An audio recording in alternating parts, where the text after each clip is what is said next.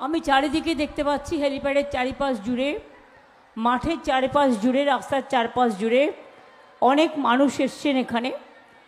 আমি আমার প্রিয় প্রার্থী দেব, বিশেষ করে ওকে আমরা দেব বলেই চিনি, দীপক অধিকারী, আমি একবার আসতে বলবো। 1 নম্বর চিহ্নেই ওর ভোটে আর নাম্বার আছে। ওকে প্লিজ দয়া করে, পাঁশকুড়ার মানুষ, আমি পাঁশকুড়ার কাছে ছুটে এসেছি কেন জানেন? পাঁশকুড়া আমি অলওয়েজ আসি, কিন্তু কয়েক বছর আমার আসা হয়নি। তার কারণ আমার একটা ফেভারিট ছেলেকে ওই গদ্দারটা জেলে রেখে দিয়েছে, সেই জন্য আমার আসা হয়নি। বাট আমি ওকে বের করবই। এই এলাকাগুলো দখল করার জন্য অনেক চেষ্টা করেছে। আমাদের এখানকার যিনি ফিরোজা বিবি, আমাদের যিনি এমএলএ আছেন, ওনার কিছু না হলেও 85 বছর বয়স হবে, 82-83, অনেক বয়স্কা, কিন্তু উনি নন্দীগ্রামের শহীদের মা। তাই শহীদের মা হিসেবে শহীদ সম্মান দেবার জন্য পাঁশকুড়ার মানুষ ওনার নাম প্রস্তাব করেছিলেন, তাই উনি জিতেছেন। উনি হয়তো সবসময় আপনাদের কাছে আসতে পারেন না, এই কারণে বয়সের ভারে, কিন্তু আমরা ওনাকে সম্মান করি শহীদের মা হিসেবে। তাই আপনাদের এখানটায় আমি দেবকে বলবো এবার থেকে ও যেন একটু, এই যেমন ও ঘাটালে খুব যায়, ডেবরায় খুব যায়, কেশপুরে খুব যায়, এবার থেকে, যেহেতু ফিরোজা বিবি আমাদের অনেক সম্মানীয়া, কিন্তু বয়স হয়ে যাওয়ার ফলে উনি পারছেন না, সেহেতু ওনাকে একটু সাহায্য করার জন্য দেবকে বলবো এই এলাকাটায় একটু বেশি করে সময় দেওয়ার জন্য। তাছাড়াও আমার দীর্ঘদিনের সহকর্মী ওই নন্দ, অসিত, এদের এখন ভাবছেন আজকে, আমি যখন থেকে ছাত্র যুব করছি তখন থেকে আছে নন্দ, অসিত, ওদিকে চিত্ত মাইতি, ওদিকে রাধাকান্ত মাইতি, ওদিকে জাইদুল ভাই, ওদিকে অজিত মাইতি, ওদিকে আমি রেগে আছি বাট ক্ষমা করে দিলাম, সোমেন কুমার মহাপাত্র, মমতা ভূঁইয়া, অজিত মাইতি, হুমায়ুন কবির সহ এই জেলার প্রেসিডেন্ট আশিস হতায়ত সহ ঘাটাল ইলেকশন কমিটির সকলে। পাঁশকুড়া আমার কেন আসা হতো আগে খুব জানেন? আপনাদের যে মসজিদটা একদম রাস্তার ওপরে ছিল, আর আগে রাস্তাটা এত চওড়া ছিল না, দুপাশে অনেক দোকান ছিল, দুপাশে অনেক বাড়ি ছিল। আমি আসলেই আমার এখানে একবার দাঁড়াতে হতো, আমি মেদিনীপুর ঢুকলেই আমায় দুটো দিকে দাঁড়াতে হতো। একটা, আমি যেখানেই থাকি, আমার ছেলেটি মারা গেছে জগদীশপুরের, জগদীশ বলে কেশিয়ারির, ওর মা একটা ছোট্ট টিফিন কৌটোয় করে কাজু বাদাম ভেজে আমার জন্য পাঠাতো। আর ও ঠিক আমি মেদিনীপুরে যেখানেই আসি না কেন, ও রাস্তায় ওটা নিয়ে দাঁড়িয়ে থাকতো। আর অসিত আর নন্দ, আর একজন ছিল সুগারে মারা গেছে, ওর নামটা কি যেন, প্রতাপ, নন্দীগ্রামের সময় ওরা আমাকে খুব হেল্প করেছে। এবং আমি যখনই এখান দিয়ে যেতাম, এরা আমার জন্য তেলে ভাজা আর মুড়ি নিয়ে দাঁড়িয়ে থাকতো, কারণ আমি মুড়ি তেলে ভাজাটা খেতে ভালোবাসতাম। এখন অবশ্য খাওয়া হয় না, যাই হোক, খাবার সময়টাই কোথায়, দিনে তো খাই একবার রাত্রে, তখন যদি তেলে ভাজা আর মুড়ি খাই তাহলে খাওয়াটাই তো গেল, এমনি ভাত খাই না, রুটি খাই না, কিছু তো খেতে হবে। তো যাই হোক, নন্দীগ্রামের সময় যখন আমায় বারবার রাস্তায় আটকে দেওয়া হচ্ছিল, আমি কোলাঘাটে রাত্রি 2টো পর্যন্ত দাঁড়িয়ে, আর সিপিএমের হাড়মাদরা যারা এখন বিজেপি করে, সিপিএমের সবগুলো এখন বিজেপি করে, জেনে রাখবেন, সিপিএমের হাড়মাদ এখন বিজেপির ওস্তাদ হয়েছে। আরো টাকা চাই, আরো টাকা এবং প্রোটেকশন। এরা মদ খেয়ে পেট্রোল বোমা নিয়ে দাঁড়িয়েছিল আমার গাড়ি ঘিরে, যাতে আমি নন্দীগ্রামে যেতে না পারি এবং যাতে আমার ওপর অত্যাচার করা হয়। আমি চিরদিন কৃতজ্ঞ থাকবো একটি মানুষের ওপর। সেই মানুষটি হচ্ছেন গোপাল কৃষ্ণ গান্ধী, যিনি পশ্চিমবাংলার রাজ্যপাল ছিলেন। তিনি একজন বিশিষ্ট মানুষ। আজকের রাজ্যপালের কথা আমি বলবো না, রাজ্যটা আছে, পালের গোদাটা কোথায় হারিয়ে গেছে। আমি বলবো সেদিনের কথা। গোপাল কৃষ্ণ গান্ধী আমাদের একজন বিরোধী দলনেতাকে দিয়ে, এই এখনকার অপদার্থটা নয়, তখনকার আমাদের তৃণমূল কংগ্রেসই ছিল, আমাকে বলল, উনি একটা বার্তা দিয়েছেন। আমি বললাম কি?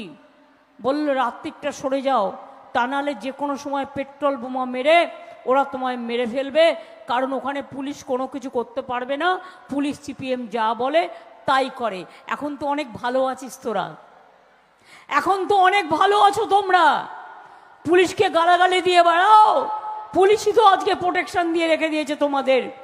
কত হাত কেটেছো, কত কান কেটেছো, কত চোখ উড়িয়ে নিয়েছো। এই তো দাসপুর, আমি সেদিন গেছিলাম দেবের এরিয়া, শুধুমাত্র আমাদের হয়ে দেওয়াল লিখেছিল, তার চোখ উপরে নিয়েছিল। আমি তার বাড়িতে গিয়েছিলাম অজিত ভুইয়ার সাথে। কেশপুর আমি গিয়েছি মিটিং করতে, জলপাইগুড়ি একটা নতুন রেল স্টেশন উদ্বোধন করতে। 7 জনকে একসাথে মারলো। আমাকে ফোন করলো কেশপুর থেকে, দিদি আপনি যদি না আসেন, যতক্ষণ আপনি না আসবেন আমরা ডেড বডি কবর দেব না। আমি সেই উত্তরবঙ্গ থেকে হাওড়া হয়ে আবার কেশপুরে এলাম, তারপরে রাত্রি 2টোর সময় তাদের কবর দেওয়ার ব্যবস্থা করলাম। আমি এসব ঘটনা জানি। যারা বড় বড় কথা বলে আজকে তৃণমূলকে, তারা জানে আমরা কি লড়াই করেছি। গর্বে তাই একজন মা হাউমাউ করে কাঁদছেন, তার 2টি ছেলে খুন হয়ে গেছে। আমি গেলাম তার বাড়িতে, মাটি বলছে, বিধবা মা বলছে, মাগো আমি 2টো অস্ত্র চাই।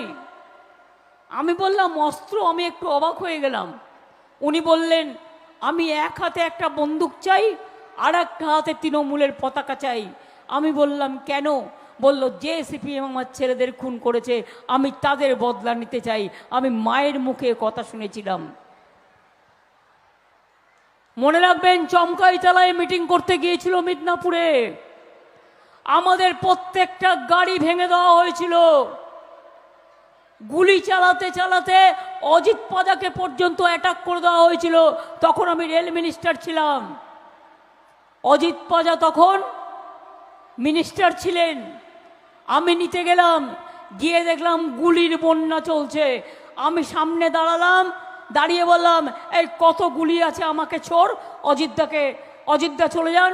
সব গাড়ি ক্লিয়ার করে তারপরে আমি ফিরে এসেছিলাম। মনে রাখবেন, ভুলে যাবেন না।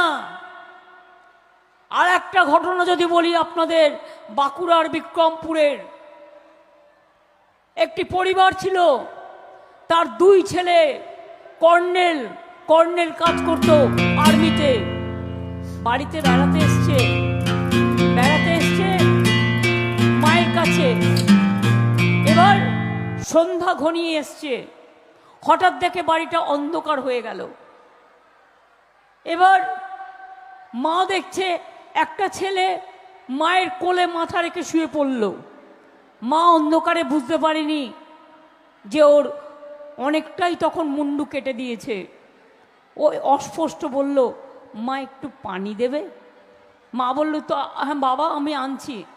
পানি আনতে গেল, পানি আনতে এসে দেখে আধখানা করে রেখে দিয়েছে 2 ছেলেকে। তার আরেকটা ছিল, নাম ছিল সেলিম। সেই ছেলেটিকে আমি ভাইফোঁটা দিতাম, আমার কাছে আসতো। আমি এসব ঘটনা ভুলছি না। এসব দিকে ঝড় আসবার কথা আছে।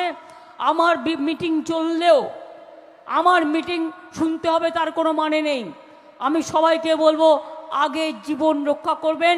আমি 2-3টে কথা বলবো যাতে তাড়াতাড়ি আপনারা ফিরে যেতে পারেন।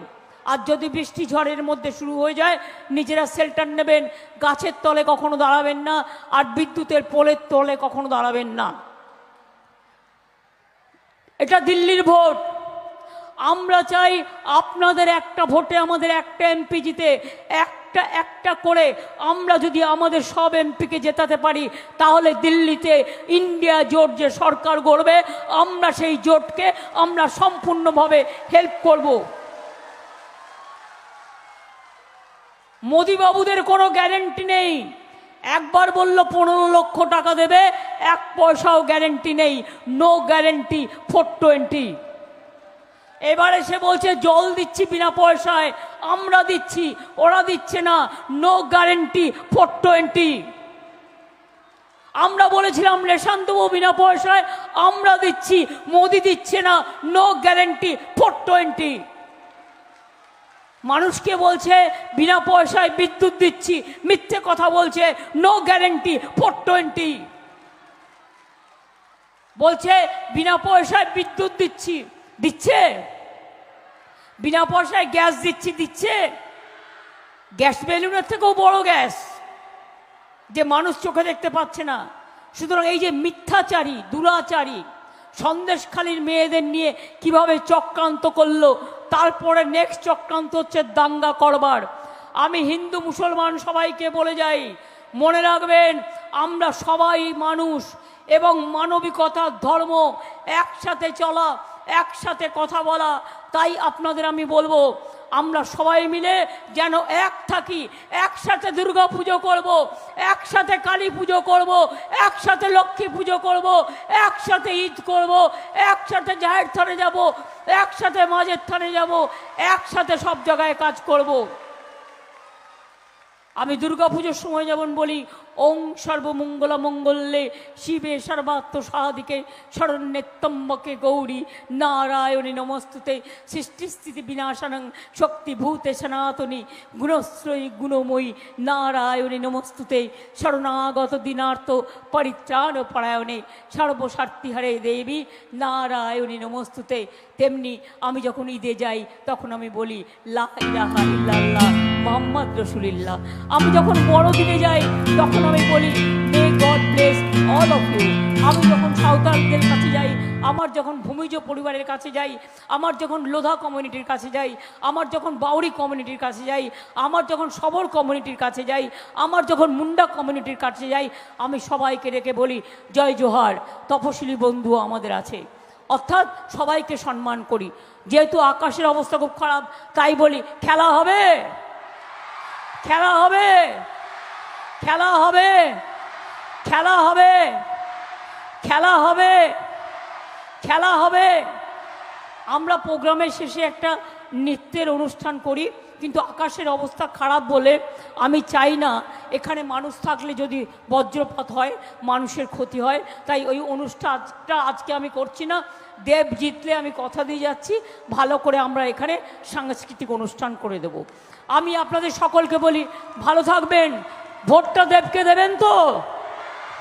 জোড়া ফুলে ভোট দিন, সকাল সকাল ভোট দিন, নিজের ভোট নিজে দিন, জোড়া ফুলে ভোট দিন। মনে রাখবেন আপনার ভোট আমার ভোট, জোড়া ফুলে সব ভোট। জয় হিন্দ, বন্দে মাতরম, খোদা হাফেজ, ইনশাল্লাহ, জয় জোহার, জয় বাংলা। সাবধানে বাড়ি যান, হেলিকপ্টার দেখবার জন্য কেউ দাঁড়াবেন না। আমি দরকার হলে গাড়িতে বেরিয়ে যাব, ঠিক আছে? এখন এই অবস্থায় হেলিকপ্টার চলে না। আপনারা সুস্থভাবে বাড়ি পৌঁছান। ভালো থাকুন, সুস্থ থাকুন, ভালো থাকুন, সুস্থ থাকুন।